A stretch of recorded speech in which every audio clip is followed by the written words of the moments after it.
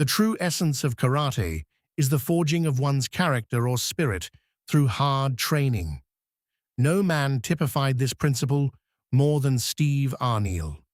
He was the second man to complete the grueling 100-man Kumite challenge after the great Masutatsu Mas Oyama. Steve Arniel, the son of a steelworker, was born on 29 August 1934 in the mining city of Krugersdorp, South Africa. Arniel's martial arts journey began when, at the age of 12, he started learning judo from Alan Robinson, the son of the famous judoka Jack Robinson. The Arniel family had earlier moved to northern Rhodesia, now Zambia, where Arniel's father worked as a smelter in a copper mine. Although Arniel dabbled a little with boxing, an operation on his nose put an end to that. In 1950, he earned his first dan in judo. It was around this time that he met an old Chinese man he saw practicing Kempo and Tai Chi outside his hardware store. Arniel persuaded the man to teach him his style. He studied with him for the next 2 years. It should be mentioned that Arniel was a keen rugby player, becoming one of the youngest players to represent Northern Rhodesia. He played in matches against Southern Rhodesia, now Zimbabwe, and an invitation team from England and Wales. On a visit to Durban, South Africa, Arniel first learnt about karate from some judo friends. His first introduction to karate was from an Okinawan man who taught him the style of Goju-ryu for about a month. In 1958, at the suggestion of his now very old Kempo instructor, Arniel traveled to China via South Africa to gather finances for the trip. He stayed at a YMCA hostel in Hong Kong for 6 months. Unhappy with the Kung Fu dojo he was training at, he made an unsuccessful attempt to enter mainland China. He eventually ended up in the Philippines, where he stayed for around 6 weeks, working on ships and learning knife-fighting techniques. Arniel's old Kempo teacher had mentioned a karateka reputed for his great strength and discipline. This man was Mas Oyama. In 1961, Arniel traveled to Yokohama, Japan, in search of Oyama. Once in Japan, Arniel traveled to the Kodokan, the headquarters of judo, located in Tokyo. It was there that he met the famed martial arts practitioner and historian Don Draeger. The American, a fluent Japanese speaker, had previously trained with Oyama and offered to introduce him to Arniel. They traveled to Oyama's Ikebukuro dojo. Oyama's style of karate was Kyokushin, meaning ultimate truth. At the time of the visit, Oyama was in the United States. Arniel was introduced to Kenji Kurosaki, who was running the dojo in Oyama's absence. With the absence of Oyama from the dojo, Arniel was not allowed to train. However, he could observe training. For 6 months, he would travel to the Ikebukuro dojo to watch the classes. He would leave without anyone speaking to or acknowledging him at the dojo. Oyama eventually returned from his travels. Arniel was introduced to him by Draeger. Much to his surprise, Oyama asked if he had seen any other karate styles while in Japan. He would not be accepted into the dojo until he had experienced some of the other karate styles available. Arniel visited the JKA to view its Shotokan karate brand. He then visited the dojo of legendary Goju-ryu karate master Gogen Yamaguchi, who offered to accept him as a student. Although Arniel liked the Goju-ryu style, his heart was set on learning Kyokushin karate. After several weeks, he returned to Oyama's dojo, where he was allowed to begin his Kyokushin training. It was around this time that Hideyuki Ashihara, another Kyokushin legend, started training. He and Arniel would go on to become good friends. As expected, training at the Ikebukuro dojo was hard. The rules of the dojo were simple. Students were expected to do as they were told. Otherwise, they were out. White belts would be drilled in the same basic techniques for hours before they were allowed to learn a new one. There was also a strict hierarchy in place at the dojo. White belts were expected to clean the dojo and toilets. They were also required to wash the black belts' uniforms. Arniel stuck with the training. He had saved some money from his time working in South Africa. This meant he could dedicate himself to training full-time. He rose through the ranks and was eventually given the chance to grade for his first Dan. Unfortunately, Arniel failed his grading. In his own words, he had been a little arrogant, thinking that passing his grading was a mere formality. He had even purchased a black belt. At the time of the failure, he was very disappointed, thinking he may have failed because he was a foreigner. He now believes he failed because Oyama did not think he was mentally ready to hold the rank of black belt, even though he was physically capable. He believed failure would teach him humility. Failure and subsequent hard training taught Arniel a lot about himself. In 1963, 6 months after his failed grade exam, he retook it and passed. 3 weeks later, he received his black belt from Oyama. His whole life was about karate. In 1964, he received his second Dan. The funds Arniel had saved prior to arriving in Japan were beginning to run out. To support himself, he took a job as a translator for a machine company. He later worked as an English conversation teacher for various banks, schools, and institutes. It was during this time that he met his future wife, Tsuyoko. It was also around this time that he ventured into acting. He appeared in the 1967 James Bond film You Only Live Twice. Oyama approached Arniel in 1965 to attempt the 100-man Kumite Challenge. The challenge, devised by Oyama, was designed to test if a karateka had the necessary endurance and character to fight 100 men in succession, without a break. If the karateka was knocked down for more than 5 seconds, then they failed the challenge. It was not about winning, but about surviving. Kicks were allowed to the face and joints of an opponent. Oyama was the only man to take and complete the challenge. Other karateka had attempted the challenge and failed. Arniel began the grueling training required for taking the 100-man challenge. The training lasted over 5 months. He stopped working and dedicated himself to training hard every day. Oyama monitored and guided his training, but did not set a date for the challenge. On the morning of the 22nd of May 1965, Arniel turned up for his usual training session and was told he would be attempting the 100-man challenge. His first fight lasted around 15 seconds, and he knocked out his opponent. He would go on to knock out around 34 of his opponents. He did lose some fights, but importantly, he survived. The challenge lasted about 2 hours and 45 minutes. At the end of the challenge, his body was covered in bruises. Steve Arniel became the first non-Japanese and only the second man, after Mas Oyama, to complete the 100-man Kumite challenge. Shortly after the challenge, he was graded and awarded his third Dan.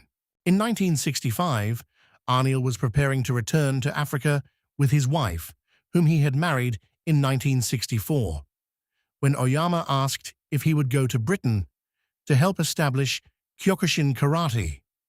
Arniel met up with an old friend, Bob Bolton, a Kyokushin second Dan who was already living in the United Kingdom. Together, in 1965, they founded the British Karate Kyokushinkai (BKK) organization in London. The following year, Arniel was awarded his fourth Dan. In 1966, Arniel was elected the manager and coach for the All-Styles Karate team, a position he held until 1975. It was during this time that the foundations were laid down for the future success of British karate teams, long after he had left the position. In 1970, Mas Oyama visited Arniel's British Kyokushin Karate in the UK. Brian Fitkin was among the students who trained with him at Richmond Park. In 1974, the 7th British Kyokushinkai Championships were held in Crystal Palace. Mas Oyama, Tadashi Nakamura, and Shigeru Oyama were the guests of honor. Arneal and his senior black belts gave a kata demonstration. Brian Fitkin and Howard Collins gave a kumite demonstration. During his tenure as British manager, Arneal coached some of the greatest British karatekas. This included Billy Higgins, Tiki Donovan, Terry O'Neill, Eugene Codrington, and Brian Fitkin. Under his guidance, his teams won several European tournaments. The pinnacle of his career was winning the 1975 World Karate Championships in Long Beach, California. His team became the first non-Japanese team to be crowned Team Kumite World Champions. That same year, the French Karate Federation awarded him the title World's Best Coach. He was flown out to Paris, where he received the award from karate administrator Jacques Delcourt. It should be noted that he never received any such acclaim from the British. In 1976, the inaugural BKK British Open was held in Crystal Palace. The tournament became one of Europe's premier open karate tournaments. The first tournament was won by Howard Collins. By 1977, Arneal had graded to 7th Dan. He received his grade from Oyama at the Kyokushin headquarters in Tokyo, Japan. Through the 1970s and 1980s, Arneal was a frequent guest instructor, alongside Tadashi Nakamura and Shigeru Oyama, on courses and training camps in Europe and the United States. As a senior instructor within the IKO, Arneal frequently attended branch head meetings in Japan with Mas Oyama and other senior branch heads. In 1991, beset by political and financial pressures within Oyama's International Karate Organization, Arneal and the BKK resigned from the organization after a 25-year association. That same year, he founded his own karate association, the International Federation of Karate, IFK. He remained president of the BKK and IFK until January 2021. On the 26th of April 1994, Arneal's teacher and mentor, Masutatsu Oyama, died aged 70 from lung cancer. Oyama's IKO had become one of the world's foremost karate associations. However, after his death, the IKO split into factions. Oyama's widow, Chiako, approached Arneal and asked whether he would lead the IKO too. However, not wishing to become embroiled in the politics of a worldwide organization, he politely declined the offer. In 1995, the first IFK championship was held in Cardiff, Wales. 2 years later, the first IFK Kyokushin World Championship was held in Moscow, Russia. Over the years, Arneal was primarily concerned with spreading and promoting Kyokushin karate worldwide. This was achieved through teaching courses and seminars and hosting tournaments. Because of his extensive workload, he relinquished his teaching role at his Crawley dojo in 2008.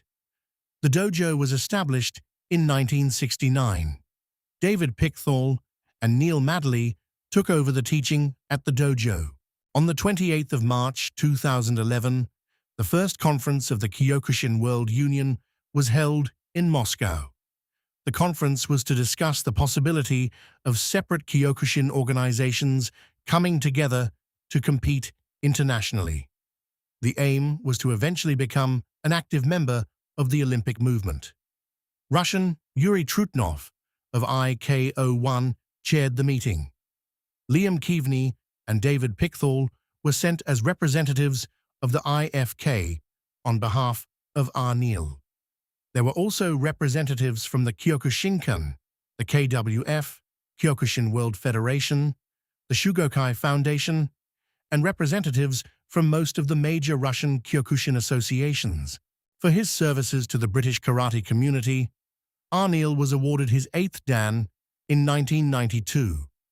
In 2001, He was awarded his 9th Dan by the IFK Country Representatives Council in recognition of his work promoting Kyokushin karate worldwide. In 2011, he was awarded his 10th Dan for his dedication to the practice and teaching of Kyokushin karate. On November 30th, 2011, it was announced that the KWU, Kyokushin World Union, had been established at a founding conference. The event was attended by the likes of Yuri Trutnov of the Russian Kyokushin Association, Hatsuo Royama, and Tsuyoshi Hiroshige of KI, Kyokushinkan International, Kenji Sugekawa of the Kyokushin Foundation, Steve Arneal and David Pickthall of the IFK, International Federation of Karate, and Luc Hollander of the KWF, Kyokushin World Federation. The first KWU World Championship was held in Sofia, Bulgaria in October 2013. In 2015, the BKK celebrated its 50th anniversary. The main celebrations took place at the 39th British Open Knockdown Championships held in Crawley on the 17th October. On the 14th of January 2021, Steve Arneal sent a letter to IFK members stating that he would be retiring as president of the IFK and that David Pickthall would succeed him with immediate effect. The IFK Executive Board had previously agreed with the decision on the 3rd of January. Pickthall became only the second president of the IFK. Arneal remained on the Executive Board as the IFK's founder. Liam Keaveney was appointed vice president of the IFK. On July 2, 2021, Steve Arneal, the founder of the BKK and the IFK, died at the age of 86. British and world Kyokushin lost a true legend. He was survived by his wife, Tsuyuko. Over the years, Arneal has written several informative books on Kyokushin karate. He has also appeared on the covers of some top martial arts publications. The spirit of Bushido ran deep in Steve Arneal's veins. From being a stranger in a foreign land, he faced all the challenges that came his way. The Budo spirit helped him conquer one of the hardest feats in karate, thus becoming a true pioneer of the art. His legacy is a strong one. Many top British and international Kyokushin practitioners can trace their roots back to him. Thank you for watching Finding Karate's profile on Steve Arneal. Please like the video and subscribe to the channel.